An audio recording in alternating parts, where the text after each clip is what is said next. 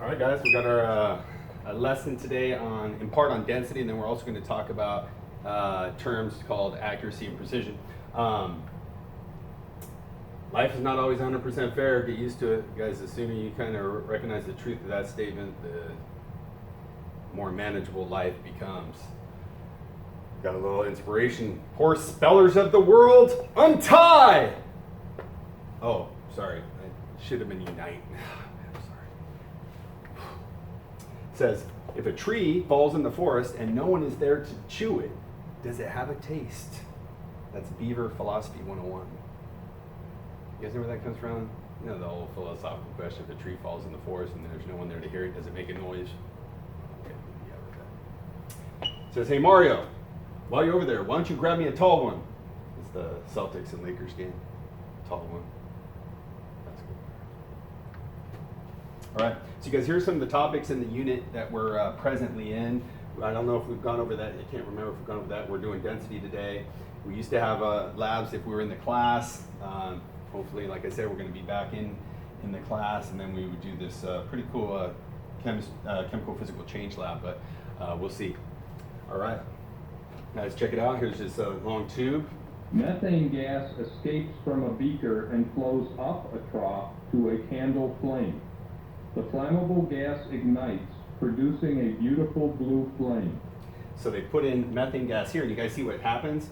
It's angled upward. The fact that the methane travels up, what does that tell you?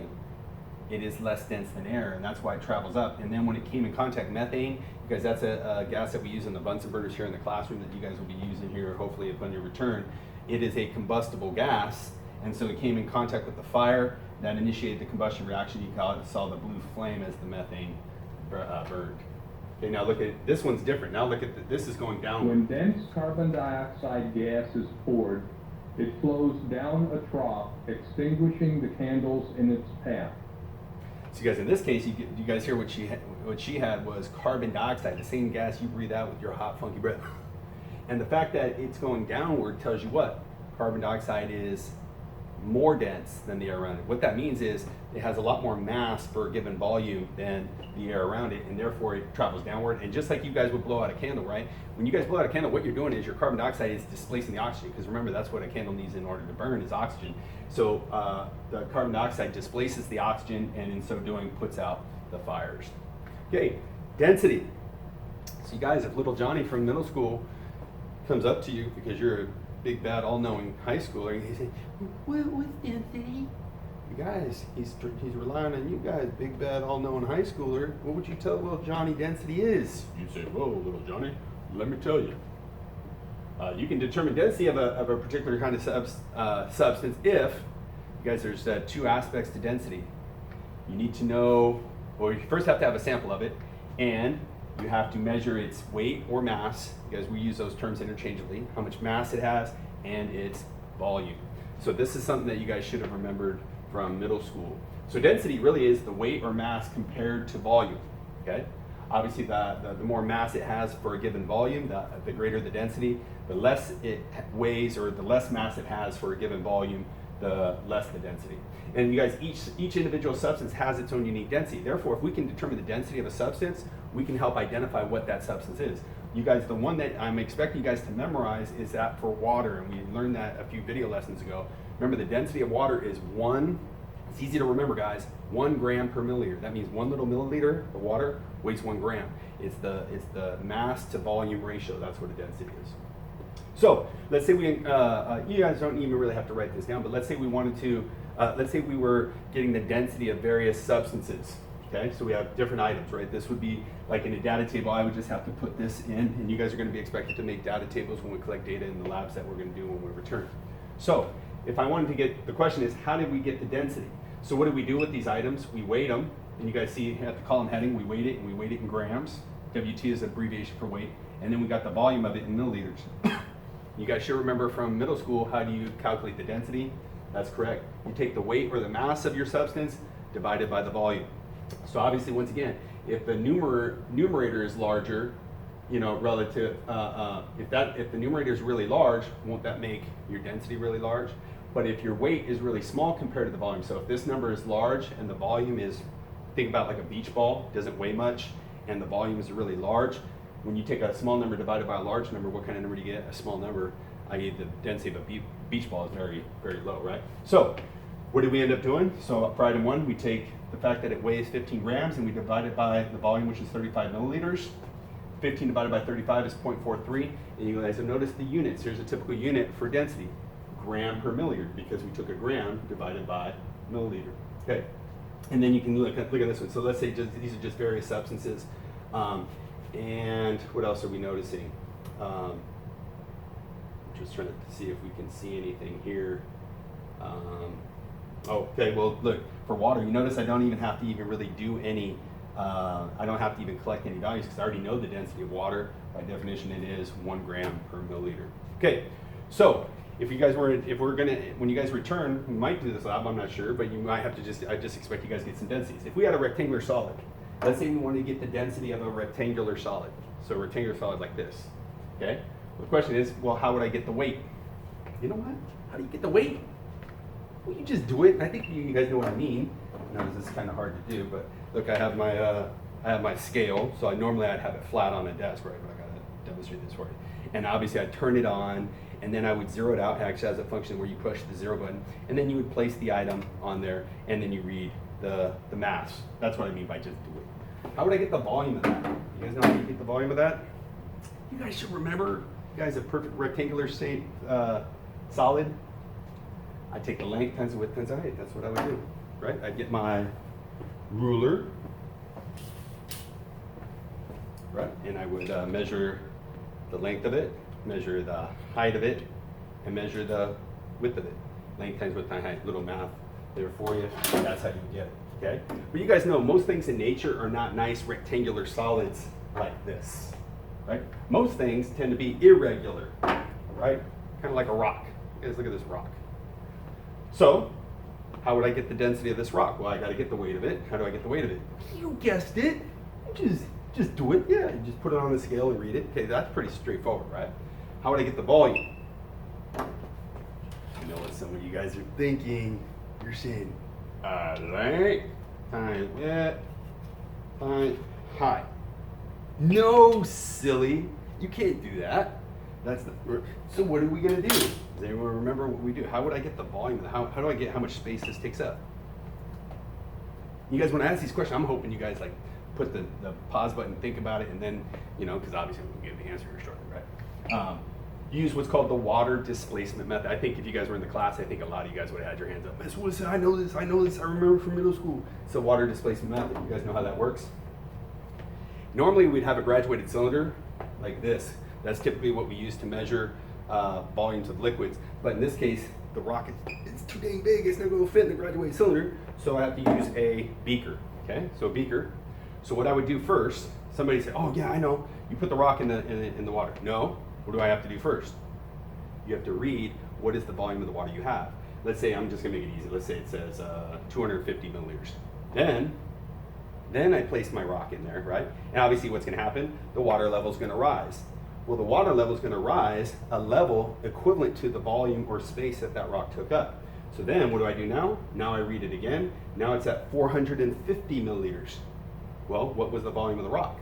Don't I just take the new volume, 450 milliliters, and I subtract out the previous volume, which was 250 milliliters. The rock is 200 milliliters in volume. Okay, so that's the water displacement method. What about liquids? Well, let's say on the volume, let's do the volume. On volume, we just do it. You guys know what that means. Let's say I had a certain amount of liquid, right? When I just read it on my graduated cylinder, I see I've got 35 milliliters. And you guys, that's what we're going to practice when you guys get back, is how do I actually read this, right? Because one thing to just say it, but another thing to actually read it. So it's 35 milliliters, okay? So the weight, would I say just do it? Would I just take this and then just put it on my scale? You guys know we're not going to do that. Why not? Because then I would also get the weight of the graduated cylinder. So what should we do? Right? It says do it a graduated cylinder and subtract. So you guys know what we should do first. We should actually weigh the graduated cylinder. Let's say it's 100 grams. Then what will we do? Take our sample of water, right? And then put our sample of water in that graduated cylinder and then proceed to put it back on there. Now, let's say it's 150 milliliters. I'm sorry, 150 grams, sorry. And then what do? We subtract. Well, if the weight of the glassware was 100 grams and the weight of the water and the glassware is 150 grams, I subtract, obviously the weight of the water is 50 grams. Okay. Moving on. He says, okay, what's the hurry, buddy? Well, I was trying to get around those speeders back there. Because they were speeding, I had to get around them. Okay, hopefully you guys wouldn't use that excuse for the cop. Okay, you guys had two terms we're going to finish with, accuracy and precision. Accuracy, how close your answers are to the real value. Okay? How close you are to the real value. So obviously, if I'm going to know if I'm accurate or not, if I ask you, are you accurate? You would have to, you'd say, well, Mr. Wilson, I need to know the real value first. You're comparing your value to the real value. Okay? And unfortunately, that's not always known, and we're going to talk about that. There's also precision. Precision is different. A lot of times people interchange these words, but they actually have different meanings. Precision is how close your answers are to one another. Slightly different. Here, this will be a little diagram to help us with this. Okay? Let's say we're doing darts. I don't know if you guys do darts. Is that what it's called? Darts, where you're throwing them at a target. Okay? So you guys look here. We look at this scenario here, right? The darts are all over the place. I'd ask you, are you accurate? I would hope you guys say no. And I would ask you, are they precise? And you should say no. So this is neither accurate nor precise. Look at this one right here. When you were throwing darts in this scenario, were you accurate? I would hopefully you'd say no, you weren't accurate. But were you precise? Yes. Doesn't it seem like in this scenario, for whatever reason, rather than trying to hit the bullseye, it seems like this person was aiming for the top right. So they weren't accurate, they weren't hitting that bullseye, but it seemed like they were precise. They were throwing their darts precisely in the area where they were choosing to go. Now let's look at the last scenario. They're all hitting the bullseye, so is that accurate? Yes, it is. And then we see that they're all in the same vicinity. It looks like all of the trials, the darts are representing trials. You guys know when you guys do a science experiment, you don't just do things once, you do it multiple times, and then what do? What's going to be our best value? It'll be the average of all those trials, and we're gonna practice that. Okay, so this is be both accurate and precise. If you want to be accurate, but you don't know the real value, oftentimes precision can be an indicator or gauge of accuracy. We'll talk about that. Okay, so what do I want to ask here? Let's say I was asking you guys something. Let's say you guys were doing a measurement, okay? And let's say you measured the length of something. Let's say you measured the length of a pencil, okay? And you got, let's say 5 centimeters. Here we got a small. Say it was I measured it was 5 centimeters. I'd ask you, were you accurate or not? Obviously, what would you need to know? Or no, let's say you measured it was 6 centimeters. What would you need to? Oh, you know what? Let's go with this. Let's say you were measuring something. This is what we go with. Let's say you were measuring something, and you were off by 5 centimeters. And I ask you, hey, did you measure it well or not? What would you tell me? You're off by 5 centimeters. You guys know how much 5 centimeters is? 5 centimeters is this much right here. What would you guys say if I asked you, did you measure it correct? Did you measure it? Did you do a good measurement or a poorly performed measurement? You know what the answer to that should be? You'd say, well, it depends. If I was measuring the length of a pencil and I was off by 5 centimeters, that's pretty bad. I'm measuring a pencil this big and I'm off by 5 centimeters, you better go back to measuring school because you're obviously way off. But let's go with this. Let's say I'm measuring the distance from here to the stadium. You guys know the stadium is like 10 kilometers away. And you were off by 5 centimeters, is that good? You're like, that's pretty dang good. So the point is, you can't really state how well you did until you determine what you're measuring against. So anyways, let's go with this. So, you guys, when you guys do labs, you guys are going to have to calculate what's called an error. An error is how much you're off. Like I said, in our scenario, let's say we're off by 5 centimeters. So it's always going to be your average. Your average is your best value. Remember, you're going to measure things multiple times, and let's say you get an average, right? So you're going to get your average, and then you're going to compare it to the real value. So let's say you're right, and we're gonna practice this here shortly. Okay. So we got your average, and then we've got the real value. So it's the difference. It's how much are you off. But once again, like I was saying before, the error really doesn't tell you much. If you're off by, let's say you were off, let's say the real value was 10 and your value was 5 and you're off by 5, that really doesn't tell you much if you're off by 5 centimeters. What do you have to do? You have to compare it again to the real value. So instead of, the only reason why we calculate an error is so we can ultimately calculate what's called a percent error. This is going to allow you, this value right here is going to allow you to state whether or not you performed a lab well or not. So, for example, so you guys write these down. This is really important. The error is really easy. And these are absolute value signs. That just means that your value will always be positive. You always have a positive error. And then you see what we're doing with the percent error. We take our error from here, whatever that was, and then we compare it to the real value. Okay? So for example, let's say my average was, let's say the real value is 6 centimeters and my average was 5 centimeters. So obviously what's my error? You go 5 minus 6, you say, oh, 5 minus 6 is -1, but remember it's an absolute value. Your error is how much were you off? You were off by 1 centimeter. So once again, could you say whether or not you did well or not? Not really, you're off by 1 centimeter. Remember, it depends on how much you, what the length that you were measuring. So what do? We calculate percent error. So I take my error, I put it in here, and then what do? I take my 1 centimeter and I divide it by the real value, which was 6 centimeters. So some of you guys might be math geniuses. You guys can do that in your head. I can't. So I'm going to go 1 divided by 6, and I get 0.17. You see I'm going to get 0.17, but then what do? To get a percent, I multiply by 100, which means I just moved the decimal point 2 places. And what was I off by? 17%. Generally speaking, guys, if you're under 10%, we'd say you performed the lab well or the measurement well. If you're over 10%, it was done poorly. In this case, what would we say, guys? Did we do it? Did we measure it well, or did we measure it poorly? We measured it poorly. We were off by 17%. That's pretty bad. Okay, so I want to do one last thing here, guys.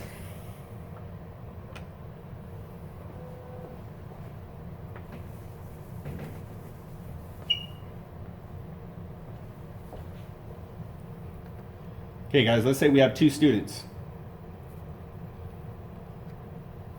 Let's say we've got Daisy and we got Daniel. Daisy and Daniel. Okay. Let's say both of them are applying for a job. Okay. They're applying for a job, and unfortunately, you guys, let's say this is a big time job. Let's say you're making like $25 an hour, and it's like a lab kind of tech job, and they both come to the employer and say, hey, we would like a job, and the guy who's interviewing says, well, why should I hire you guys? And you know what these guys say? They say, you know what? Well, we were taught by the illustrious Mr. Willison. And then the employer goes, you were taught by the Mr. Willison? You must know your science. And so he says, you know what? I got to hire one of you guys, but unfortunately I only have one position available. So it's either going to be Daisy or Daniel going to get that $25 an hour job. So he's going to give them a challenge just to see if they're up on their lab skills. So all he's going to do is he's going to give them a sample, a liquid, okay? He's going to give them a liquid, all right? And you guys could probably guess, what's the challenge? What do they got to do? They got to figure out it's what? That's what D is for, the density. So they both go home. They're given a sample of the liquid, okay? And you know, to get the liquid right, remember you have to get the mass of it and you have to get the volume of it. We just talked about that. So they do that and they get the density like Daisy. But you guys notice these are good lab students. Did they just do it one time? No. They did it at least 3 times. Obviously, the more the better. So Daisy measures it 3 separate times, does it all, and she gets this, the first value, second value, third trial. These are all called trials. And then you guys remember, what's Daisy's best value? It's going to be her average. So you guys remember how to get an average? You add them all up and you divide by 3, the fact that we got 3. This is the average of all those. This is the average of all those. That's what Daniel did. Well, let me ask you guys, at this point, we don't know, but who would you put your money on who would get that job? Who would you guys put based on what we see right now? Who do you think is going to get the job? Do you think Daisy's going to get it or Daniel's going to get it? You'd say, well, Mr. Willison, I need to know what the actual value is. True.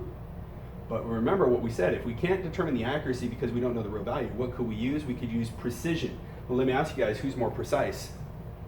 Well, check it out. Doesn't it look like Daniel's more precise? Doesn't it look like, you guys, when we're doing it, doesn't it look like like when Daniel's doing it, like when he was doing like the volumes, it kind of seems like he got a point. I said like when he was doing the volume, you know. Now, granted, when you're looking at it, you're going to put it on a flat surface, right? And you're going to look, you're going to get eye level. That's how you read a volume. Then it looked like he was being really precise, and he looked down. He's like, okay, that's that. And then he wrote it down, and then he did that time and time again, and so it would make sense, you know, because we see he's very precise. That would be a good indication. Now you look at Daisy's values. Check out Daisy's values. Daisy's values, man, they're all over the place. It almost seems like when Daisy's doing it, she's like pouring some stuff in a graduated cylinder. She's like, it looks like it's like 35. And then she does it again, it looks like it's 32. You guys, right? That would explain maybe why she is so imprecise. Okay, so now let's do some calculations here real quick, guys. Okay, so now let's check for, you guys notice what I just revealed. Let's say in actuality, it wasn't anything mysterious. The liquid was just what? Water. So we already know the real value. What's the density of water? Remember, it's really easy to remember, guys. It's 1 gram per milliliter. So that's the real density. So now let's see who's more accurate, because obviously the one who's more accurate, they're the one who's going to get the job, right? So remember to get the error. Remember, it's the difference between, so let's do it for Daisy first. Difference between her best value. What's Daisy's best value? You guessed it, it's 1.01. So I'm going to put 1.01. Remember, it's in absolute value signs. And then the difference between that and the real value. What's the real value for the density of water? You guessed it, it's 1.00. So what was her error? How much was she off by? If we do this, it's 0.01 grams per milliliter. That's how much she was off by. Once again, that doesn't tell you much. We got to calculate the percent error. Remember how that works? We take the error, which is right here, 0.01, and what do? We compare it to the real value. And once again, what's the real value? 1.00. We do that. Once again, that's just going to be 0.01 multiplied by 100%. And how much was Daisy off? She's off by 1%. You're like, dang, she did pretty good. Well, let's see how Daniel did. Let's see his error. Once again, his best value is his average. That's 0.97 minus the real value of water is 1.00. How much was he off by? I do the math, it's 0.03. Now my percent error, I take my error, 0.03, divided by the real value, which is 1. And you guys know anything divided by 1 is itself, right? But then I multiply it by 100, and how much was Daniel off? Boy, was off by 3%, not bad, but who got the job? That's right, Daisy got the job. Because she was more accurate, she gets the job. All right, guys. We'll see you guys next time.